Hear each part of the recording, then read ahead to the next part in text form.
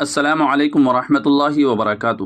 ناظرین کرام، بعض مرتبہ ایسا ہوتا ہے کہ قربانی کے بڑے جانور میں 6 لوگ شریک ہو جاتے ہیں اور ایک حصہ باقی رہ جاتا ہے، تو سب لوگ مشورہ کر کے یہ طے کرتے ہیں کہ اس آخری اور 7ویں حصے کو نبی کریم صلی اللہ علیہ وسلم کے نام سے قربان کر دیا جائے۔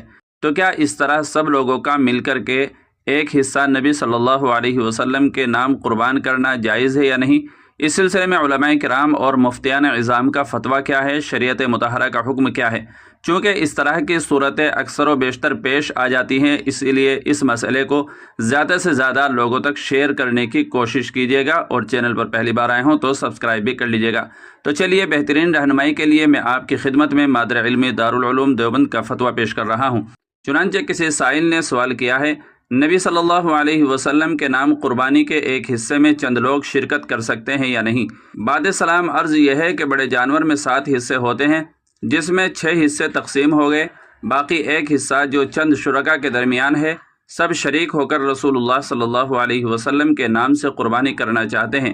تو کیا چند لوگ تھوڑے تھوڑے پیسے دے کر ایک حصہ نبی صلی اللہ علیہ وسلم کے نام سے قربانی کر سکتے ہیں یا نہیں؟ اور ایسا کرنا شرعاً کیسا ہے؟ کیونکہ سب لوگ تھوڑے تھوڑے پیسے دے کر شعر میں نبی صلی اللہ علیہ وسلم کے نام قربانی کر کے نیکی کمانا چاہتے ہیں۔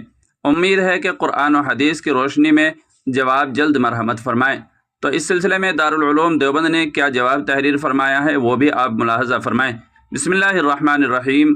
7 آدمیوں سے زیادہ کی شرکت بڑے جانور میں جائز نہیں ہے، بس ایک حصہ جو چند آدمی مل کر حضرت نبی اکرم صلی اللہ علیہ وسلم کی طرف سے لیں گے تو یہ صورت جائز نہیں ہوگی۔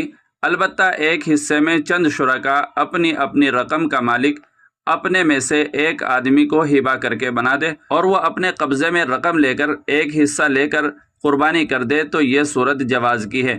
حاصل یہ ہے کہ 7 شرکاء سے زائد کا ہونا بھی بڑے جانور میں درست نہیں ہے، اور یہ بھی درست نہیں ہے کہ 7 شرکاء میں سے کسی کا حصہ کم زیادہ ہو، اور جب ایک حصے میں شرکت کرنے والے اپنے میں سے ایک آدمی کو مالک و قابض بنا دیں گے تو اگرچہ قربانی تو اس ایک ہی کی طرف سے حضرت نبی کریم صلی اللہ علیہ وسلم کے لیے ہوگی، مگر اپنی اپنی رقم ہبہ کرنے والے ثواب سے محروم نہیں ہوں گے۔